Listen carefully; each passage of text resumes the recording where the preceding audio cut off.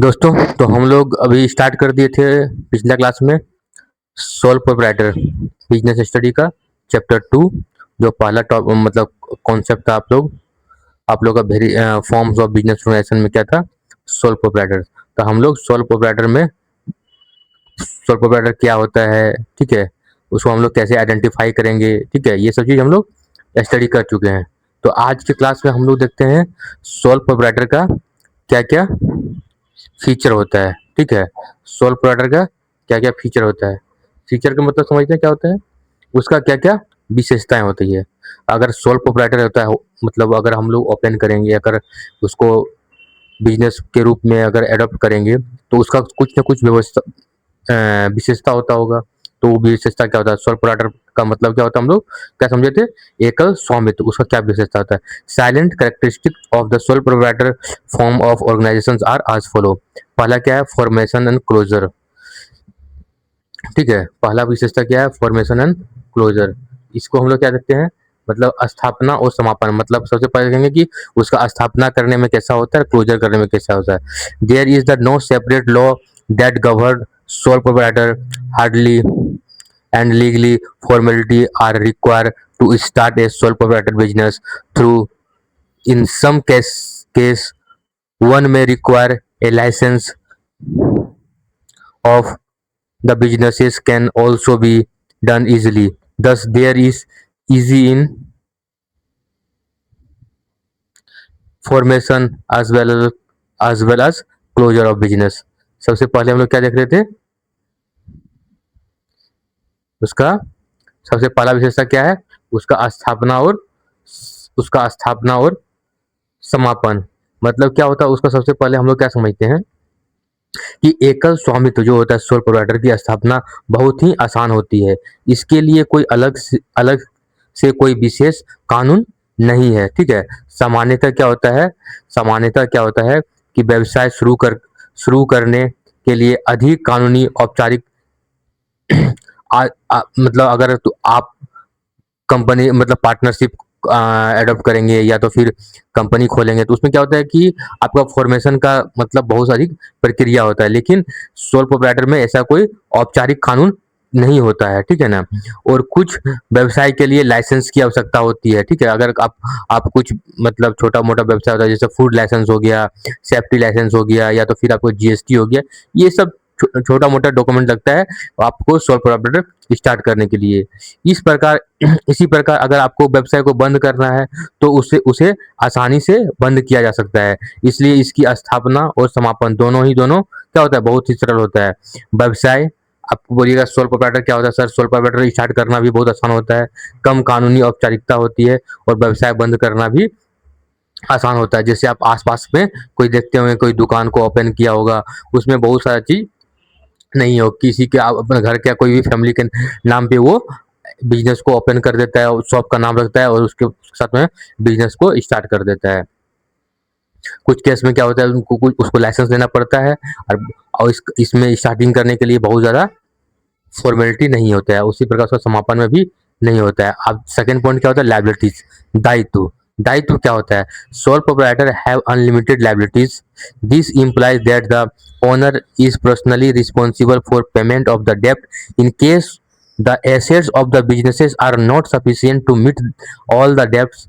As such, the owner personally possessions such as his or her personal car and other assets could be sold for repayment the debts. Suppose the total outside liabilities of XYZ dry cleaner a sole proprietor firms are rupees 80,000 at the time of dis- these dissolutions, but assets are only 60,000. In such situations, the proprietor will have to bring rupees 20,000 from her personal source, even if she has to sell. Even she has to sell. तो क्या करेगा, उसको cell कर देता है। ठीक है ना, तो हम लोग देख रहे थे लाइबिलिटीज को समझते हैं। लाइबिलिटीज का कैसे होता है, हर personal property to repair the firms debts. तो क्या होता है कि लाइबिलिटीज जो होता है सोल प्रोप्राइटर के केस में, उसको हम लोग समझते हैं, ठीक है, कि दायित्व क्या होता है। तो जो एकल स्वामित्व होता है, जो मतलब अकेले बिजनेस करने वाला व्यक्ति है, उसका क्या होता है, लायबिलिटीज क्या होता है, अनलिमिटेड होता है, मतलब असीमित होता है। इसका अर्थ यह है कि यदि व्यवसाय की संपत्ति, मतलब अगर कोई भी बिजनेस आप कर रहे हैं, ठीक है, यदि व्यवसाय की संपत्ति ऋण चुकाने के लिए पर्याप्त नहीं होती है, तो मालिक को अपना व्यक्तिगत संपत्ति से भी ऋण चुकाना पड़ता है। इसको हम लोग ऐसे समझते हैं कि अगर मान लीजिए आप एक छोटा शॉप खोलते हैं और आप 10 बोरा चावल लाते हैं, ठीक है ना, और अगर आप उसका प्राइस अगर आपका 10,000 रुपया हो गया और अगर बिजनेस को आप बंद करना चाह रहे हैं, तो बिजनेस को बंद करने के टाइम जो सप्लायर आपको चावल सप्लाई किया है, वो अगर आपका बिजनेस क्लोज करके करते समय आपको टोटल कैश 8,000 मिलता है, तो आपको 10,000 रुपया 2,000 रुपया के लिए क्या करना है, आपको पर्सनल प्रॉपर्टी, अगर आपके घर में कोई मतलब ज्वेलरी रखा हुआ है, कोई आपका सोना है, या तो फिर कोई आपका बाइक है, कोई आपका घर है, उसको गिरवी रख के आपको सामने वाला का डेब्ट्स को रिपेमेंट करना पड़ता है। क्योंकि इसमें सोलली प्रोप्राइटर में क्या होता है कि पूरा का पूरा लायबिलिटीज आपके ऊपर ही होता है और आपको कोई सेपरेट लीगल एंटिटी का दर्जा नहीं दिया जाता है, ठीक है ना।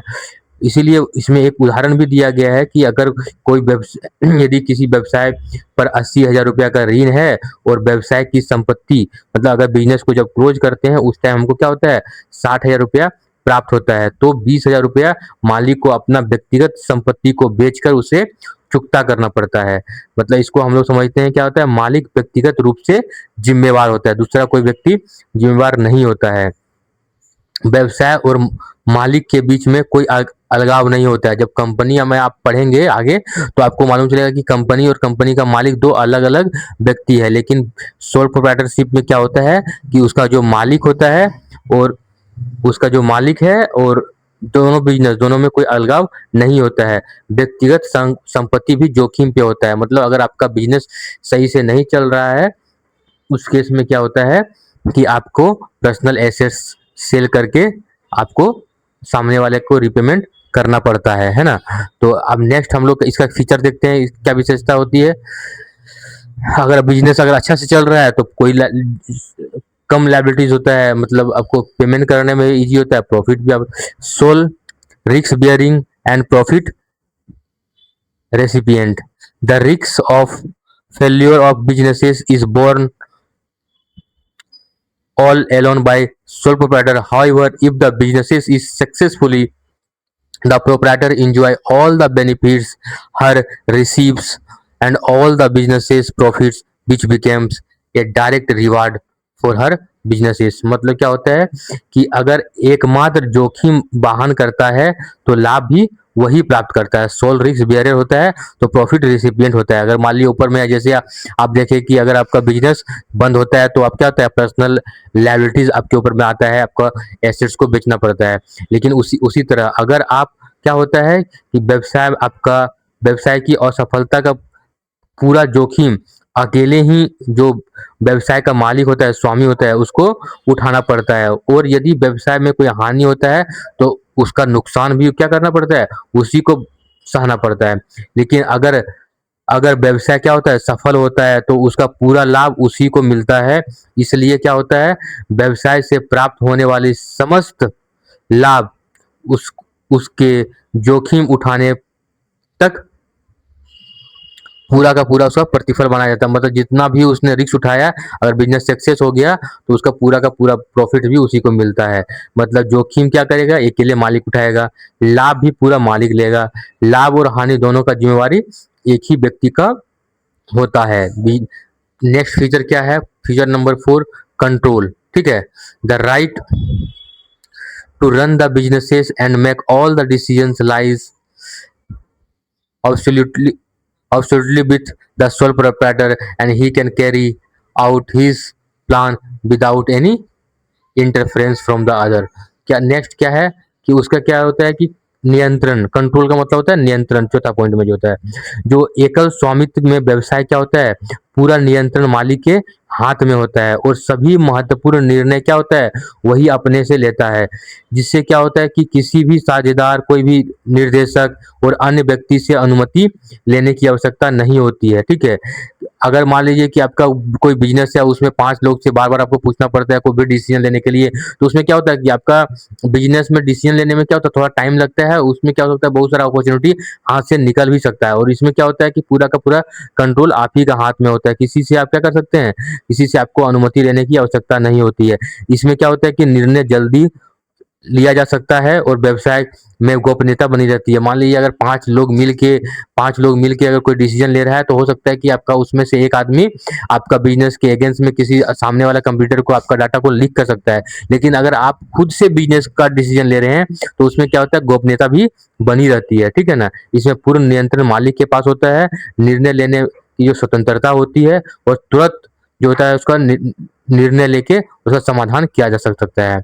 नेक्स्ट पॉइंट क्या होता है कि not separate entity. In the eyes of the law, no distance is made between the sole trade and the and his businesses as business does not have any identity separate from the owner. The owner is therefore held responsible for all the activities of the businesses.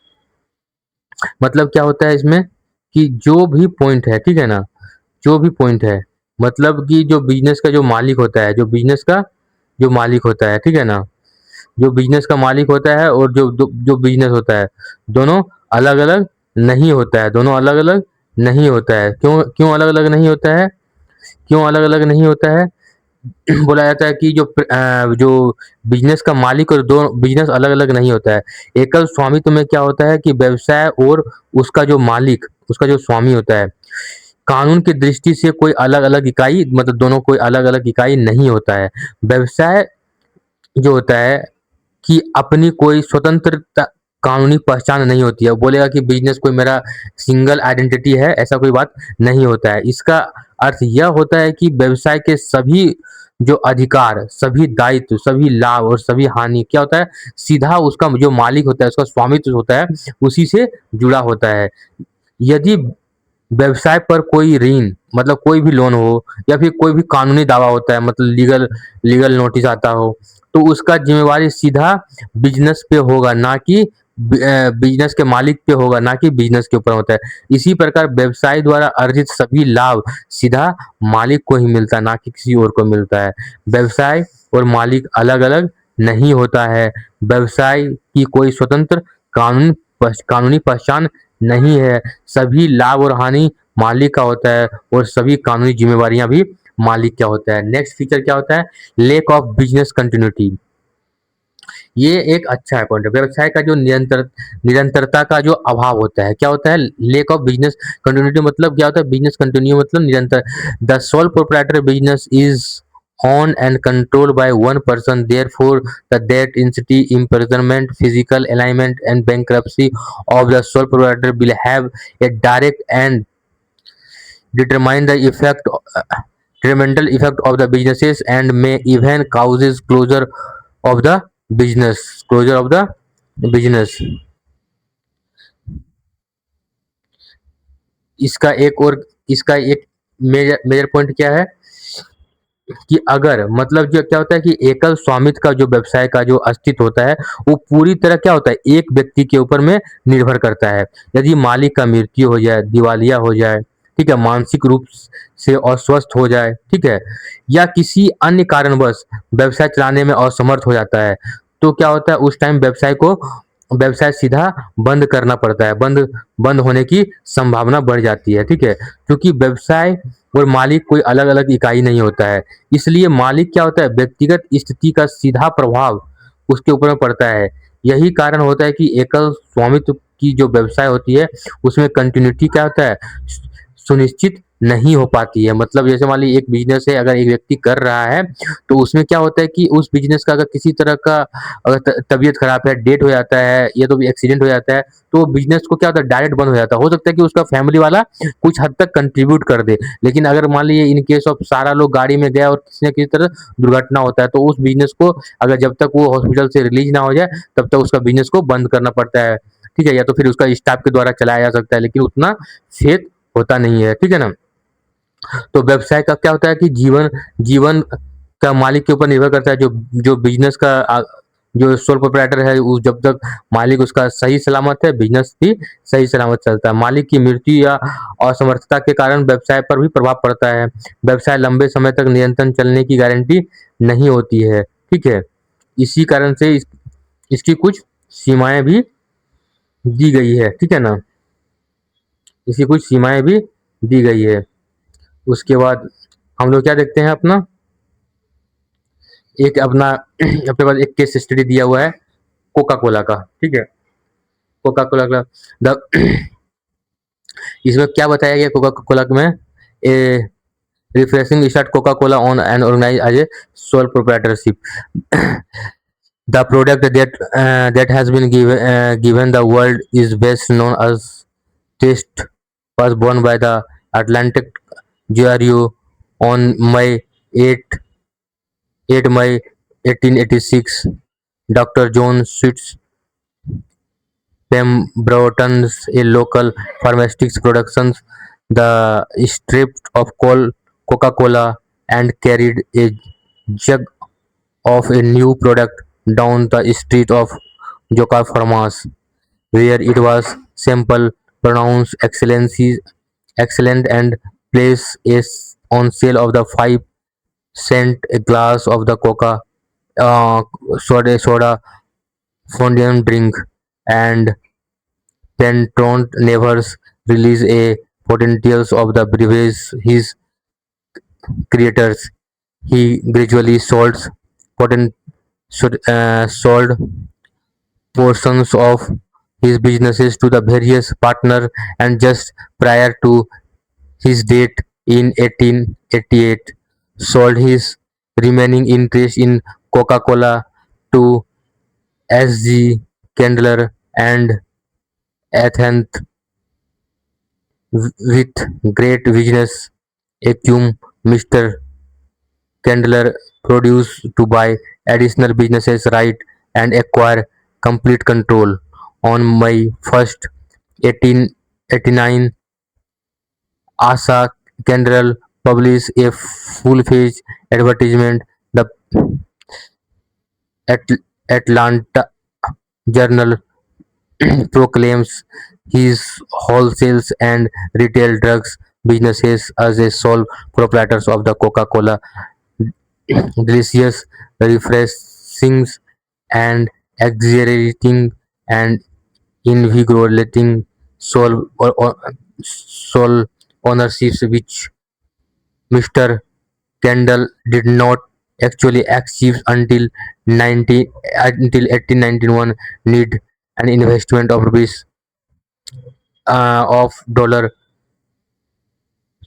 2300. It was only in 1892 that the Kendall forms a company called the Coca-Cola Corporations Limited. इसमें mainly क्या बताया गया Coca Cola के बारे में, जब Coca Cola का जब स्टार्टिंग हुआ था तो कोका कोला भी क्या था, एक क्या था, कोका कोला की जब शुरुआत हुई थी वो भी क्या था, सोल प्रोप्राइटर था, मतलब एकल स्वामित्व था। मतलब कोका कोला जो विश्व का जो प्रसिद्ध कंपनी की जो शुरुआत हुई थी वो भी छोटा, वो भी एक छोटा एकल स्वामित्व वाली व्यवसाय से शुरू हुई थी। 1886 में डॉक्टर जॉन एम पेमर्टन को कोका कोला का निर्माण किया था। 1886 में दोनों मिलके कोका कोला का निर्माण किया था। बाद में आसाजी कैंडलर, ठीक है, आसाजी कैंडलर ने इसका अधिग्रहण, उसका जो क्या क्या क्या अधिकार को खरीदा, और इसके बाद क्या होता है एकल स्वामित्व का स्वरूप दिया। उन्होंने क्या किया था, विज्ञापन और प्रभावी मतलब मार्केटिंग, मतलब विपणन के माध्यम से क्या होता है व्यवसाय का विस्तार किया। जैसे जैसे क्या हुआ था व्यवसाय बढ़ा और 1892 में इसे कंपनी के रूप में संगठित कर दिया गया था। यह उदाहरण दर्शाता है कि एक छोटा व्यवसाय भी आगे चलकर बड़ी कंपनियां बन सकती है।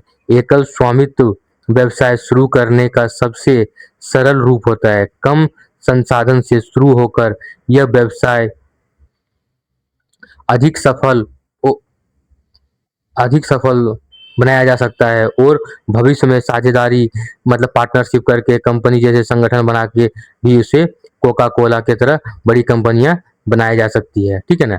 इसका मतलब मेनली था कि जो कोका कोला जो कंपनी था उसको कैसे मतलब बड़ा बनाया गया था, ठीक है ना। अब हम लोग समझते हैं कि मेरिट्स क्या होता है, कि मेरिट्स क्या होता है, ठीक है। कंपनी का क्या होता है, हर कंपनी का क्या होता है, कुछ मेरिट्स भी होता है ना। मेरिट्स का मतलब क्या होता है, उसका क्या क्या लाभ है, ठीक है। अभी तो हम लोग विशेषता देख रहे थे, उसमें लाभ क्या होता है। Sole proprietorship offence many advantage. सबसे पहला क्या है, क्विक डिसीजन मेकिंग, मतलब तुरंत हम लोग क्या करते हैं, निर्णय लेना पड़ता है, ले सकते हैं। ए sole proprietor enjoy considerable degree of freedom in making the business decision. Further, the decisions making is the prompt because there is no need to consult other. This may lead to timely capitalizations of the market opportunity as and when they reached. मतलब क्या बोला गया है, simple वाली बात बोला गया है कि आप एकल व्यवसाय मतलब जो अकेले बिजनेस करता है, मतलब एकल स्वामित्व की व्यवसाय का मालिक केवल एक व्यक्ति होता है, इसलिए क्या कर सकता है, किसी भी निर्णय को लेने के लिए उसे कोई साझेदार, कोई निर्देशक मतलब डायरेक्टर या कोई अन्य व्यक्ति से कोई भी सलाह मशवरा लेने की आवश्यकता नहीं होती है, क्योंकि इससे क्या होता है कि निर्णय जल्दी लिया जा सकता है। व्यवसाय क्या हो सकता है, व्यापारिक अवसरों जो हमारा जो व्यापारिक अवसर का जो समय होता है उसमें हम लोग लाभ उठा सकते हैं, क्योंकि अगर बहुत सारा परिस्थिति में क्या हो सकता है कि हम लोग डिसीजन लेने में लेट करते हैं तो हमको उस केस में लॉस भी उठाना पड़ सकता है। लेकिन इस केस में क्या करते हैं, व्यवसाय सभी अवसर पर लाभ उठा सकता है और अगर कोई परिस्थिति में बदलाव होता है उसका तुरंत पर कार्रवाई किया जा सकता है। इसी कारण छोटे व्यवसाय के लिए यह संगठन बहुत ही प्रभावशाली माना जा सकता है। पहला मेरिट हुआ, पहला लाभ ये हुआ। दूसरा लाभ हुआ confident of the information, confident of the information solve sole decisions making authorized enable the proprietor to keep all the information related to the business operations confidential and maintain secret. A sole trade is also not bound by the law to her publish forms accounts. मतलब क्या होता है कि हमारा जो सूचना का जो है गोपनीयता बना रहता है, कि मतलब हम कहाँ से माल परचेज कर रहे हैं, किसको सेल कर रहे हैं, ये सब चीज़ का बना रहता है, क्योंकि हमको डिसीजन अकेले लेना पड़ता है। अगर हम लोग 5 व्यक्ति मिलकर ले रहे हैं तो हो सकता है कि मेरा डिसीजन कंपटीटर को कोई व्यक्ति द्वारा लीक कराया जा सकता है। लेकिन क्या होता है, एकल व्यवसाय के ये जो एकल स्वामित्व के जो व्यवसाय होता है उसके पास क्या होता है कि निर्णय लेने की पूर्ण शक्ति होती है। इसलिए क्या होता है, व्यवसाय का से संबंधित सभी महत्वपूर्ण सूचनाएं और व्यापार का जो रहस्य होती है गोपनीयता बनाए रखने में आसान होता है। अन्य व्यक्ति की भागीदारी ना होने के कारण क्या होता है, व्यवसाय की रणनीति बाहर नहीं जा पाती है। मतलब हम अकेले बिजनेस का डिसीजन ले सकते हैं तो हमारा रणनीति को बाहर नहीं कर पाएगा। इसके अतिरिक्त जो एकल स्वामित्व को क्या होता है कि कानून और कानूनी तौर पे अपने खाता को सार्वजनिक करने की आवश्यकता नहीं होता। जैसे अपना बुक्स ऑफ अकाउंट को क्या करना था, पब्लिश करना पड़ता है लिस्टेड कंपनी को, ठीक है। लेकिन सोल प्रोप्राइटर को हम कितना कमाए, कितना सेल किए, कितना किसी को लोन्स को पेमेंट किए, ये सब किसी को बताने की जरूरत नहीं होती है। इससे क्या होता है, ग्राहक इसमें क्या होता है, ग्राहक और प्रतिस्पर्धा से व्यापार का जरूरत की जानकारी सुरक्षित रहती है। मतलब हमारा जो कौन सा हमारा कंप्यूटर है उसमें क्या होता है कि उसमें हमारा ज़्यादा डाटा लीक नहीं हो पाता है, ठीक है ना। Direct incentive, A sole proprietorship directly reap the benefits of his or her effort as his or she is the sole recipient of all the profit. He need to share profit does not arises as he or she is the single owner. This provide maximum incentive to the sole trade as sole trade to hard work. क्या होता है कि उसको प्रत्यक्ष प्रोत्साहन मिलता है, ठीक है ना, प्रत्यक्ष प्रोत्साहन मिलता है। एकल स्वामित्व का जो व्यवसाय होता है उसका जो मालिक होता है वो वो व्यवसाय से होने वाले समस्त लाभ उसी को प्राप्त होता है। चूँकि लाभ लाभ किसी अन्य व्यक्ति में नहीं बाँटना पड़ता है, इसीलिए क्या होता है, वो अधिक मेहनत और अधिक परिश्रमी मतलब होते हैं, और अधिक मेहनत और परिश्रम करने और व्यवसाय को सफल बनाने के लिए हमेशा प्रेरित रहते हैं। और लाभ और परिश्रम का सीधा संबंध होता है। अगर लाभ अधिक मिल रहा है तो परिश्रम भी अधिक मिलता है, उसका सीधा संबंध होता है, और इसी कारण से उसकी क्या होता है, कार्य करने की क्षमता बढ़ जाती है। जैसे आप आस पड़ोस में देखते होंगे कि कोई दुकान का क्या होता है कि डायरेक्ट उसमें क्या होता है कि लोग, आप ऑफिस से अगर आप ऑफिस से अगर आ जाते हैं 6 बजे 7 बजे, लेकिन उनका दुकान 11 बजे 10 बजे रात तक खुला रहता है, फिर सुबह 6 बजे खोल देते हैं। क्यों?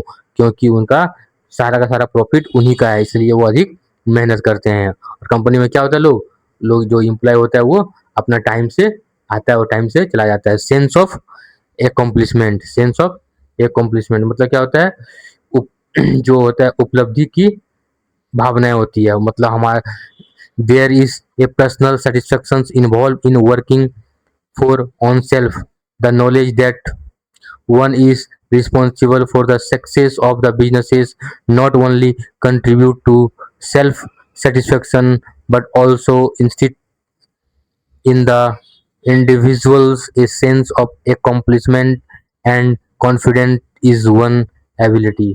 इसका मतलब क्या होता है? इसका मतलब हुआ कि जो भी एकल स्वामित्व का व्यक्ति होता है, जब कोई व्यवसाय स्वयं का व्यवसाय जब कोई व्यक्ति, ठीक है, स्वयं का व्यवसाय चलाता है और उसकी समस्त श्रेय उसी को मिलता है, तो उसे क्या होता है, और आत्मा में क्या होता है, संतोष, आत्म संतोष, गर्व की अनुभूति होती है। और क्या होता है कि व्यवसाय की सफलता का पूरा श्रेय मालिक को मिलता है, इसलिए क्या होता है, उसका आत्मविश्वास में वृद्धि होती है और भविष्य में वो अधिक मेहनत करने के लिए प्रेरित होते हैं। इसलिए वो क्या होता है कि वो अपना काम कर रहे हैं तो हमको ज़्यादा काम करना होता है, ठीक है। Easy for formation and closure, an important merit of the sole proprietor is for possible entering into businesses with minimum legal formalities. There is the no separate law that govern the sole proprietor, as sole proprietor is to let latest regulated form of the businesses. It is easy to start and close the businesses as per the wish of the owner. उसका जो स्थापना और समापन दोनों ही क्या होता है, बहुत ही सरल होता है, ठीक है ना, बहुत ही सरल होता है। एकल व्यवसाय की स्थापना भी बहुत सरल होती है, क्योंकि इसे प्रारंभ करने के लिए बहुत अधिक कानूनी औपचारिकताओं की आवश्यकता नहीं होती है, ठीक है ना। आप इजीली उसको कर सकते हैं। जैसे आपके घर के बगल में कोई दुकान है, वो क्या किया, पूंजी लगाया, दुकान स्टार्ट कर दिया, इसमें बहुत ज़्यादा कानूनी दांव-पेच लगाने की आवश्यकता नहीं होती है। इसी प्रकार यदि मालिक व्यवसाय को बंद करना चाहता है तो वो आसानी से बंद कर सकता है। इसके लिए भी व्यवसाय में बहुत ज़्यादा कानूनी औपचारिकता की आवश्यकता नहीं होती है, ठीक है ना। तो इसमें क्या होता है कि स्टार्ट करना भी ईज़ी होता है और बंद करना भी ईज़ी होता है, ठीक है ना। तो ये हो गया अपना हम लोग का मेरिट्स, ठीक है ना। अब हम लोग देखते हैं इसका क्या-क्या लिमिटेशन होता है। लिमिटेशन देखेंगे, ठीक है ना। इसका क्या-क्या लिमिटेशन है। Not with understanding various advantages the sole proprietorship forms of the organizations is not free from the limitations. Some of the major limitations of the sole proprietorship are as follow. Limited resources. Resources of the sole proprietorship are limited to his or her personal savings and borrowings from other banks and other lender institutional may hesitate to extend his long-term loan to the sole proprietorship.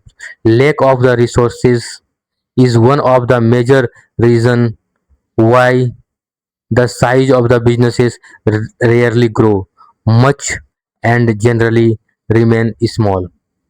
मतलब सबसे पहला limitation में आप देखते हैं क्या था। Limitation का मतलब क्या होता है कि उसकी भी कोई सीमाएं होती है, ठीक है ना। यद्यपि एकल व्यवसाय में अनेक लाभ होते, बहुत खासियत है, बहुत ही लाभ है, फिर भी इनमें कुछ महत्वपूर्ण कमियाँ होता है। लिमिटेशन का मतलब क्या होता है? कमियाँ। इसमें क्या-क्या कमियाँ हैं? इसमें कमियाँ हैं क्योंकि जिनसे क्या होता है, जिसके कारण क्या होता है, बड़े पैमाने पे व्यवसाय के लिए उपयुक्त नहीं माना जा सकता है। इसी कारण से उसको बड़ा व्यवसाय के लिए मतलब उपयुक्त नहीं माना जा सकता। सबसे पहला कमियाँ क्या होता है? लिमिटेड रिसोर्सेज मतलब सीमित संसाधन।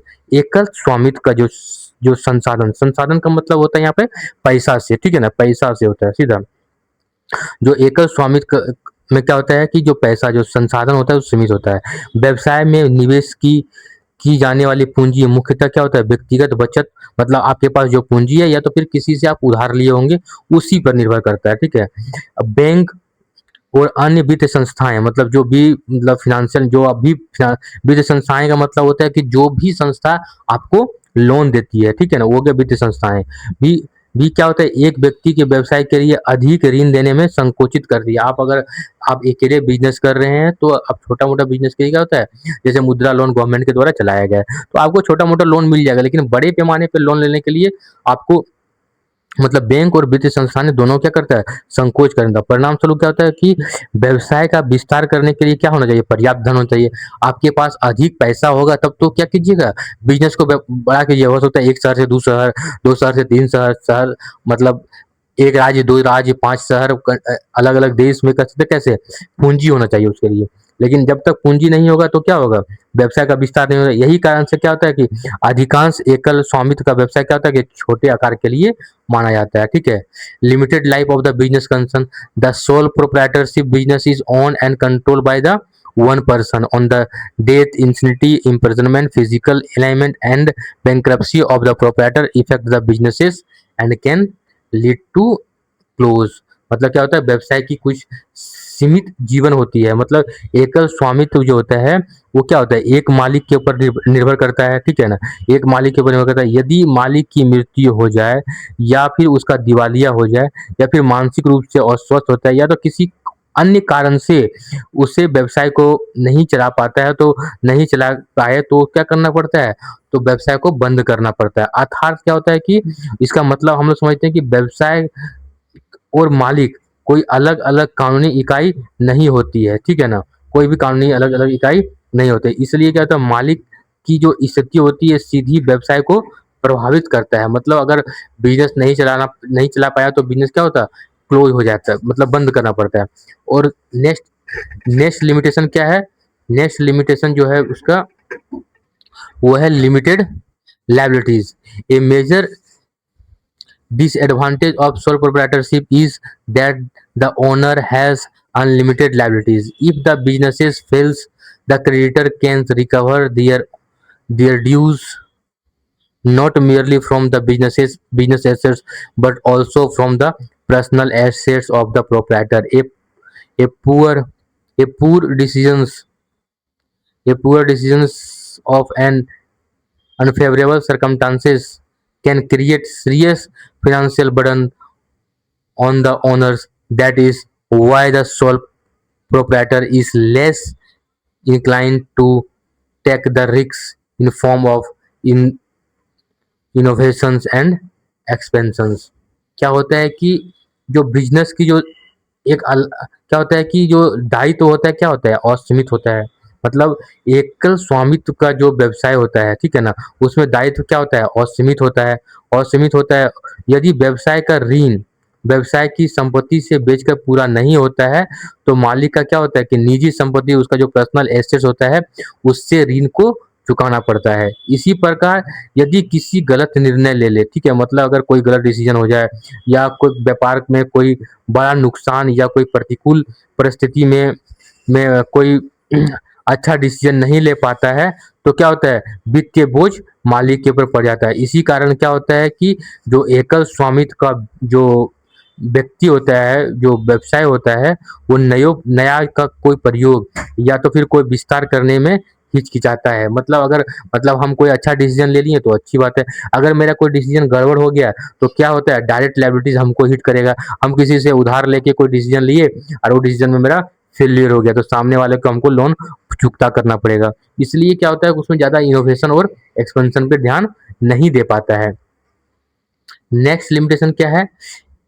लिमिटेड मैनेजरियल एबिलिटी, ठीक है? क्या होता है in limited managerial ability. The owner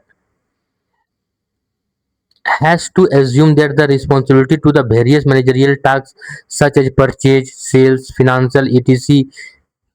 It is rare to find an individual who excels in all these areas. Thus, decisions making may not be a balance in all the cases. All the cases also due to limited resources. Sole proprietor may not be able to employ and retain talent and ambitious employee through sole proprietor sufficient from suffer from the various shortcoming, and many entrepreneur opt for his from all organization because of his inherent advantage. It's require less amount of capital. It is best suited for the businesses which are carried out on a small scale, which and where customer demand personalise services. इसका मतलब क्या होता है कि जो limited क्या होता है, लिमिटेड मेजरियल एबिलिटी होता है, मतलब जो प्रबंधनीय क्षमता क्या होता है कि उसका कुछ जो प्रबंधक का जो क्षमता होता है उसकी कोई सीमाएं होती है। व्यवसाय की ये क्या होता है कि सभी कार्य, मतलब जैसे अब किससे माल खरीदना है, किसको माल बेचना है, क्या उत्पादन करना है, हमारा पैसा कहाँ से आएगा, मार्केटिंग कैसे करेंगे, कौन कर्मचारी को हम हायर करेंगे, सभी काम क्या होता है एक ही व्यक्ति, कर्मचारी का जो प्रबंधन आदि सभी क्या होता है एक ही व्यक्ति को करना पड़ता है।